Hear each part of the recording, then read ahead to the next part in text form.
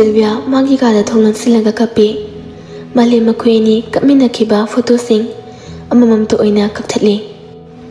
thamlem ta nangina haiba potsak amata nangdi thajaba manghanba liksibabo isulite na khanba mine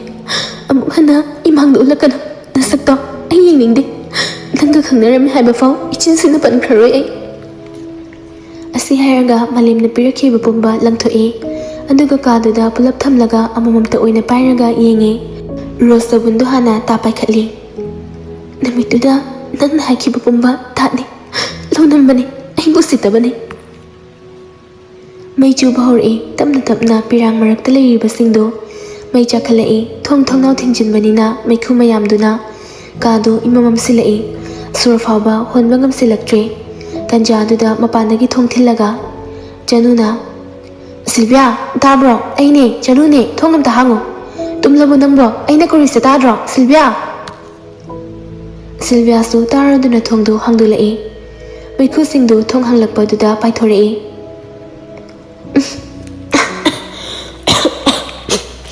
kaino meikhu singside itkalo yadre kidoi nangbo asi hairaga kadagi chingthorei Sylvia do sanari mema chinkhalai sanari na angangi ka asumdeni ni nangbo memana bema januna nine mama yengo kasida kidorino meikhu ngakta ngaire sanari bakhatna Sylvia bu konsili memana ai nangbu kidorino imagi bema napasu leite nangbu gyan tadri sakaigino sanari na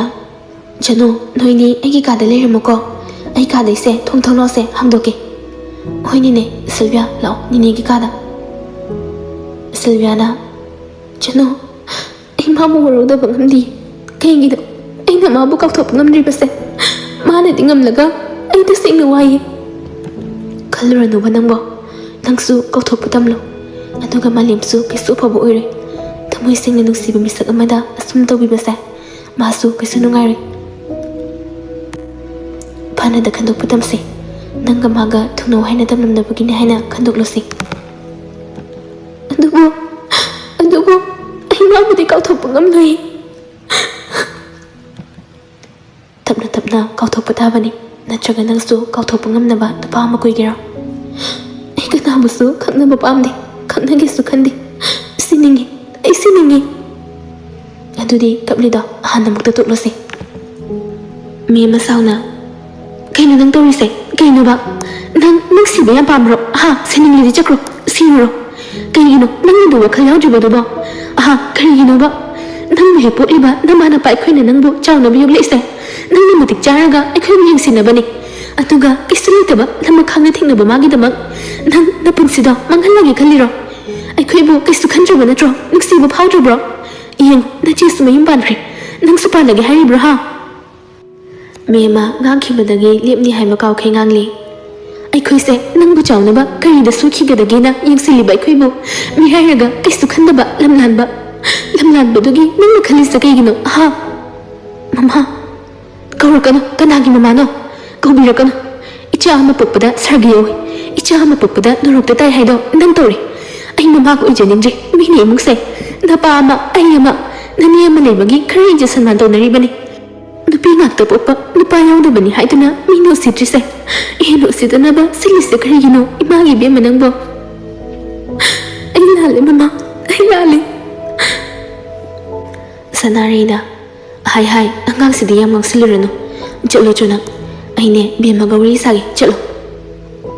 mema machada pendani yenglamlaga kadagi thoki chanu su ngakti leirami nine Sylvia su kisu tawdrabanina ai chatlage ayengana laki numisu thakre thenjiladi akhoi mado matom tangairamani nungai roiba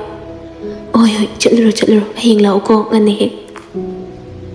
oi nine Sylvia phasana layuko chatlage chanu jatkibaga bema tarbruse nine kinu mahagi nang muna tawko hojik nangna mahakidamak nungaitaba khalliba kaigino nang manuksiba natro nuksiradi nahakna nuksijariba misak adugi ngasi nungairaba punsigi afaba tankhatlakpada arangba nungaina lekhibado nang pamdabro mahakna nungaina lekhibado adudi isu pami ꯑꯗꯨꯗꯤ ꯃꯥꯅ ꯅꯨꯡꯉꯥꯏꯅ ꯂꯩꯈꯤꯅꯕ ꯅꯪ ꯀꯥꯎꯊꯣꯛꯄ ꯇꯥꯕꯅꯤ꯫ ꯅꯨꯄꯥ ꯃꯆꯥꯗꯣ ꯅꯨꯡꯉꯥꯏꯅ ꯂꯩꯖꯈꯤꯁꯅꯨ꯫ ꯍꯧꯖꯤꯛ ꯅꯈꯣꯏ ꯑꯅꯤ ꯂꯥꯞꯅꯔꯕꯅꯤ꯫ ꯃꯁꯦ ꯏꯁꯣꯔꯅ ꯅꯈꯣꯏ ꯑꯅꯤꯒꯤ ꯄꯨꯟꯁꯤꯗ ꯊꯨꯡꯅꯧ ꯍꯥꯏꯅ ꯇꯝꯂꯝꯗꯕꯅꯅꯤ꯫ ꯅꯪꯁꯨ ꯃꯤꯁꯛ ꯑꯃ ꯂꯥꯛꯈꯤꯅꯤ ꯅꯪꯒꯤꯗꯃꯛꯇ, ꯁꯤꯕ ꯉꯝꯒꯗꯕ, ꯅꯪꯒꯤꯗꯃꯛꯇ ꯂꯦꯞꯄꯤꯕ ꯉꯝꯕ꯫ ꯅꯃꯥꯡꯗ ꯀꯩꯖꯥꯎ ꯑꯃ ꯅꯪꯕꯨ ꯆꯥꯒꯗꯕꯒꯤ ꯂꯩꯔꯕ ꯃꯇꯝꯗ ꯃꯤꯁꯛ ꯑꯗꯨꯅ ꯀꯩꯖꯥꯎ ꯑꯗꯨꯕꯨ ꯅꯍꯥꯛꯀꯤꯗꯃꯛ ꯂꯥꯟꯊꯦꯡꯅꯕ ꯉꯝꯒꯗꯕ ꯃꯤꯁꯛ ꯑꯃ ꯂꯥꯛꯈꯤꯅꯤꯌꯦ꯫ ꯅꯤꯅꯦ, ꯍꯧꯖꯤꯛ ꯅꯪꯕꯨ ꯀꯞꯍꯜꯂꯤꯕ, ꯅꯪꯕу ꯋꯥꯍꯜꯂꯤꯕ, ꯅꯪꯕꯨ ꯃꯤꯔꯥꯏꯔꯤꯕꯁꯦ ꯅꯪꯕꯨ ꯅꯨꯡꯁꯤꯕꯒꯤ ꯅꯠꯇꯦ꯫ ꯅꯨꯄꯤ ꯑꯩꯈꯣꯏꯗꯤ ꯌꯥꯝ ꯂꯨꯕꯅꯤ꯫ ꯅꯨꯄꯤ ꯑꯩꯈꯣꯏꯅ ꯅꯨꯡꯁꯤꯕ ꯊꯤꯒꯅꯨ, ꯅꯨꯡꯁꯤꯕꯤꯕ ꯑꯣꯏꯅ ꯊꯤꯌꯨ꯫ ꯅꯪꯒꯤꯅꯤ ꯍꯥꯏꯕ ꯃꯤꯁꯛ ꯂꯥꯛꯂꯕ ꯃꯇꯝ ꯅꯪꯉꯣꯟꯗꯗꯤ ꯇꯣꯞ ꯇꯣꯞꯀꯅꯤ, ꯑꯇꯩꯒ ꯃꯥꯟꯅꯔꯣꯏ꯫ ꯁꯤꯜꯚꯤꯌꯥ ꯃꯅꯦꯗ ꯇꯇꯨ ꯌꯦꯡꯂꯛꯏ꯫ ꯁꯅꯥꯔꯩꯅ, ꯃꯤꯁꯛ ꯑꯗꯨꯗꯤ ꯃꯇꯝ ꯂꯩꯕ ꯈꯤꯕꯤꯛꯇ ꯅꯪꯕꯨ ꯅꯣꯛꯍꯜꯂꯛꯀꯅꯤ꯫ ꯅꯪꯅ ꯅꯨꯡꯉꯥꯏꯔꯣꯏꯗꯕ ꯊꯕꯛ ꯑꯃꯠꯇ ꯇꯧꯔꯣꯏ꯫ ꯅꯪꯕꯨ ꯃꯤꯀꯨꯞ ꯈꯨꯗꯤꯡ ꯁꯦꯟꯅꯕꯤꯔꯛꯀꯅꯤ꯫ ꯃꯥꯒꯤ ꯀꯥ ꯍꯦꯟꯅ ꯑꯆꯤꯟꯕ ꯊꯕꯛ ꯂꯩꯔꯕꯁꯨ ꯅꯪꯒꯤꯗꯃꯛ ꯋꯥꯔꯤ ꯁꯥꯕꯩ, ꯅꯪꯕꯨ ꯌꯦꯡꯁꯤꯟꯕꯩ, ꯅꯪꯕꯨ ꯅꯣꯛꯍꯟꯕꯩ ꯃꯇꯝ ꯌꯥꯝꯗ꯭ꯔꯃꯛꯁꯨ ꯀꯥꯏꯊꯣꯔꯛꯀꯅꯤ꯫ ꯃꯤꯁꯛ ꯑꯗꯣ ꯅꯪꯒꯤꯗꯤ ꯈ꯭ꯋꯥꯏꯗꯒꯤ ꯃꯇꯤꯛ ꯆꯥꯕ ꯃꯍꯥꯛꯅꯤ꯫ ꯅꯪꯅ ꯈꯪꯒꯗꯕꯅꯤ ꯕꯦꯝꯃ, ꯅꯨꯡꯁꯤꯕ ꯊꯤꯒꯅꯨ, ꯅꯨꯡꯁꯤꯕꯤꯕ ꯊꯤꯌꯨ꯫ ꯆꯠꯈꯤꯕ ꯃꯍꯥꯛꯇꯣ ꯅꯪꯕꯨ ꯅꯨꯡꯁꯤꯕ ꯅꯠꯇꯦ꯫ ꯑꯩ ꯃꯥꯕꯨ ꯅꯨꯡꯁꯤꯌꯦ, ꯀꯥꯎꯊꯣꯛꯄ ꯉꯝꯗꯤꯌꯦ ꯅꯤꯅꯦ꯫ ꯀꯨꯟꯖꯣꯅ, ꯃꯆꯥꯊꯣꯏ, ꯕꯕꯥ, ꯅꯃꯥꯅ ꯍꯥꯏꯔꯤꯁꯦ ꯆꯨꯝꯕ꯭ꯔꯥ? ꯁꯅꯥꯔꯩꯅ, ꯌꯥꯔꯦ ꯌꯥꯔꯦ ꯇꯣꯛꯂꯨ꯫ ꯍꯌꯦꯡꯃꯛ ꯅꯪ ꯅꯆꯦꯒꯤ ꯃꯅꯥꯛꯇ ꯆꯠꯀꯗꯕꯅꯤ, ꯑꯗꯨꯒ ꯑꯩꯅ ꯁꯣꯝꯗ ꯅꯪꯒꯤ ꯊꯕꯛ ꯍꯥꯏꯅꯔꯕꯅꯤ꯫ ꯃꯁꯦ ꯌꯥꯗ꯭ꯔꯤ ꯐꯥꯎꯕ ꯅꯪ ꯅꯆꯦꯒꯤ ꯃꯅꯥꯛꯇ ꯆꯠꯂꯒ ꯃꯈꯣꯏꯒꯤ ꯃꯅꯥꯛꯀꯤ ꯁ꯭ꯀꯨꯜꯗ ꯑꯣꯖꯥ ꯑꯣꯏꯕꯩꯁꯨ ꯑꯩꯅ ꯍꯥꯏꯅꯗꯨꯅ ꯂꯩꯔꯕꯅꯤ꯫ ꯑꯗꯨꯗ ꯂꯩꯔꯤꯕ ꯄ꯭ꯔꯤꯟꯁꯤꯄꯥꯜꯗꯣ ꯑꯩꯒꯤ ꯃꯔꯨꯞꯅꯤ, ꯂꯨꯅ ꯇꯤꯟꯅꯈ꯭ꯔꯕ꯫ ꯍꯌꯦꯡꯃꯛ ꯆꯠꯅꯕ ꯐꯤꯔꯣꯜ, ꯄꯨꯒꯗꯕ ꯄꯣꯠꯆꯩꯁꯤꯡꯗꯣ ꯍꯥꯞꯆꯤꯜꯂꯨ꯫ ꯑꯌꯨꯛ ꯑꯉꯟꯕꯗ ꯆꯠꯀꯗꯕꯅꯤ꯫ ꯏꯆꯦ, ꯑꯉꯥꯡꯁꯦ ꯍꯥꯏꯌꯨ ꯌꯥꯅꯕ꯫ ꯕꯕꯥ, ꯑꯩ ꯌꯨꯝꯗ ꯂꯩꯒꯦ, ꯀꯩꯁꯨ ꯇꯧꯔꯣꯏꯌꯦ ꯑꯩ꯫ ꯁꯅꯥꯔꯩꯅꯁꯨ, ꯏꯕꯨꯡꯉꯣ, ꯑꯉꯥꯡꯁꯦ ꯌꯨꯝꯗ ꯂꯩꯁꯅꯨ, ꯃꯤꯒꯤ ꯌꯨꯝꯗ ꯂꯩꯍꯟꯕ ꯍꯥꯏꯕꯁꯦ ꯑꯩꯗꯤ ꯄꯥꯝꯗꯦꯗ꯫ ꯀꯨꯟꯖꯣ ꯈꯨꯝꯂꯝꯗꯦ, ꯐꯠꯊꯣꯛꯈꯤ꯫ ꯁꯅꯥꯔꯩ ꯑꯣꯏꯔꯔꯣꯏ ꯈꯪꯉꯤ꯫ ꯍꯥꯏ, ꯂꯣꯏꯁꯤꯜꯂꯨ, ꯀꯥꯟꯅꯔꯣꯏ꯫ ꯅꯄꯥꯁꯦ ꯁꯥꯎꯔꯗꯤ ꯃꯊꯣꯡ ꯆꯥꯗꯕꯅꯤ꯫ ꯀꯌꯥꯝ ꯀꯨꯏꯅꯕꯨ ꯂꯩꯅꯤꯒꯦ? ꯁꯥꯎꯕ ꯐꯕꯒ ꯑꯃꯨꯛ ꯂꯧꯕ ꯂꯥꯛꯍꯟꯒꯦ꯫ ꯑꯩꯅꯁꯨ ꯊꯦꯝꯒꯦ, ꯍꯧꯖꯤꯛꯀꯤꯗꯤ ꯍꯥꯏꯔꯨꯕꯗ ꯌꯥꯔꯔꯣꯏ꯫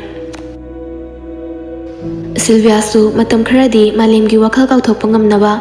ꯀꯥꯎꯊꯣꯛꯅꯕ ꯆꯠꯄꯗꯨ ꯃꯥꯁꯨ ꯌꯥꯅꯤꯡꯗꯦ ꯌꯥꯔꯝꯃꯤ꯫ ꯑꯗꯨꯒ ꯅꯨꯃꯤꯠ ꯑꯁꯤꯃꯛꯀꯤ ꯅꯨꯡꯗꯥꯡ ꯄꯨꯡ 12 ꯇꯥꯕ ꯑꯗꯨꯋꯥꯏꯗ ꯍꯦꯟꯊꯣꯏ ꯑꯅꯤꯒꯤ ꯂꯨꯍꯣꯡꯕ ꯆꯥꯛ ꯏꯁꯤꯡ ꯇꯣꯛꯄ ꯂꯣꯏꯔꯗꯨꯅ ꯍꯦꯟꯊꯣꯏ ꯃꯈꯣꯏꯒꯤ ꯀꯥ ꯑꯣꯏꯅ ꯂꯩꯔꯤꯕ ꯑꯗꯨꯗ ꯐꯝꯗꯨꯅ ꯐꯤꯔꯣꯜꯁꯤꯡꯗꯨ ꯐꯖꯅ ꯊꯝꯂꯤ꯫ ꯂꯤꯈꯨꯖꯤ ꯁꯅꯥ ꯌꯥꯟꯈꯤꯕꯁꯤꯡꯗꯨ ꯐꯖꯅ ꯊꯝꯂꯤ꯫ ꯂꯣꯏꯁꯤꯟꯕ ꯂꯣꯏꯔꯗꯨꯅ ꯇꯨꯝꯅꯕ ꯃꯥꯒꯤ ꯐꯃꯨꯡꯗꯨ ꯁꯦꯝꯖꯤꯜꯂꯤ꯫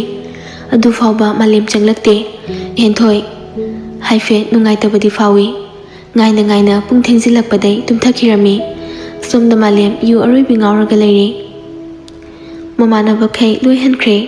ꯃꯥꯂꯦꯝꯒ ꯀꯥ ꯍꯦꯟꯅ ꯇꯤꯟꯅꯕ ꯈꯔꯗꯤ ꯃꯥꯅ ꯆꯠꯍꯟꯗꯕꯤ ꯂꯩꯍꯜꯂꯤ꯫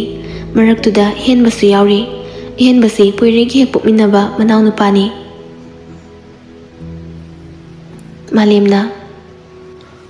ꯑꯩ ꯄꯦꯟꯗꯦ, ꯌꯥꯝ ꯄꯦꯟꯗꯦ꯫ ꯃꯥꯅ ꯑꯩꯕꯨ ꯂꯥꯟꯅ ꯈꯟꯈꯤꯕ, ꯑꯩꯕꯨ ꯂꯥꯟꯅ ꯎꯈꯤꯕꯁꯦ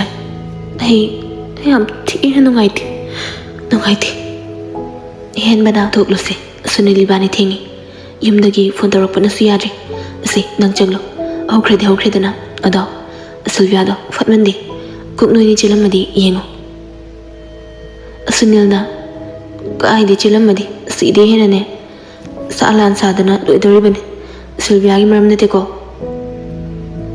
ꯃꯥꯂꯦꯝꯅ, ꯑꯗꯨꯗꯤ ꯑꯩꯅ ꯂꯥꯟꯕꯅꯦ ꯁꯤꯔꯣ ꯅꯣꯏ ꯍꯥꯏꯁꯦ? ꯍꯦꯟꯕꯅ, ꯅꯠꯇꯦꯁꯦ, ꯂꯥꯟꯗꯦꯕ, ꯅꯣꯏꯅꯤꯃꯛ ꯑꯝꯇ ꯂꯥꯟꯗꯦꯁꯦ꯫ ꯅꯪ ꯌꯥꯝ ꯅꯨꯡꯉꯥꯏꯇ꯭ꯔꯒ ꯈꯔ ꯇꯞꯅ ꯁꯤꯜꯚꯤꯌꯥꯗꯣ ꯐꯥꯔꯒ ꯂꯧꯔ ꯂꯣꯏꯔꯦ꯫ ꯃꯗꯨ ꯑꯩ ꯄꯥꯝꯗꯦ꯫ ꯃꯍꯥꯛꯄꯨ ꯑꯇꯣꯝꯕꯤ ꯍꯥꯏꯕ ꯃꯤꯡꯊꯣꯜꯗꯨꯗꯤ ꯑꯩ ꯐꯪꯍꯟꯕ ꯄꯥꯝꯗꯦ꯫ ꯁꯨꯅꯤꯜꯅ, ꯑꯗꯨꯗꯤ ꯅꯪꯅ ꯄꯥꯝꯂꯤꯁꯦ ꯀꯩꯅꯣ? ꯍꯦꯟꯕꯅ, ꯈꯪꯗ꯭ꯔꯦ ꯃꯥꯅ ꯄꯥꯝꯂꯤꯁꯦ ꯀꯔꯤꯅꯣꯃꯤ꯫ ꯃꯥꯂꯦꯝꯅ, ꯑꯩꯅ ꯍꯧꯖꯤꯛ ꯄꯥꯝꯕꯗꯤ ꯑꯇꯩ ꯅꯠꯇꯦ, ꯑꯩ ꯁꯤꯕ ꯄꯥꯝꯃꯤ꯫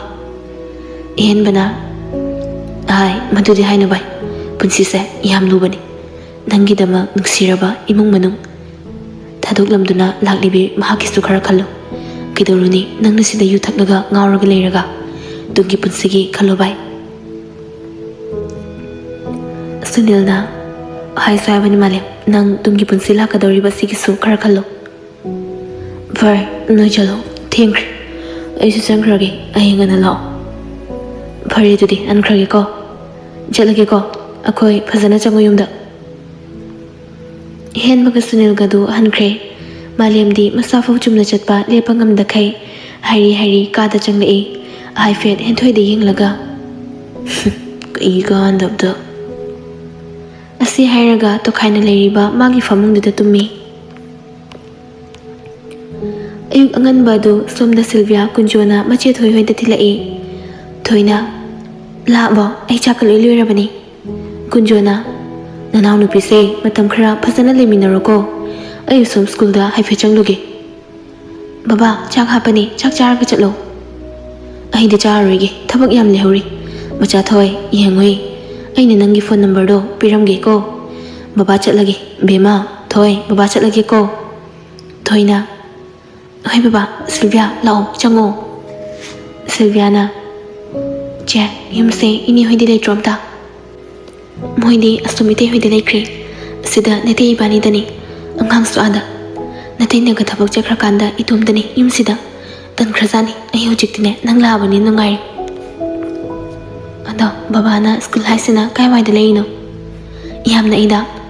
akhoi yum lakpagi lambi somda ama lerak le hobada adum chatlaga leibani chakcha thokise aduga jase kain jang na che nga thongi ka se itum te leidori sida hoi tallagana ai hek leiraga loiri aheng didi na desu thabuk mahum da chakrani ibani da ngai horada bani oh chakcha thoklab matung tapna thoklei machin manau ani do leimana haima ngai khone thoi nanau nu piru masibo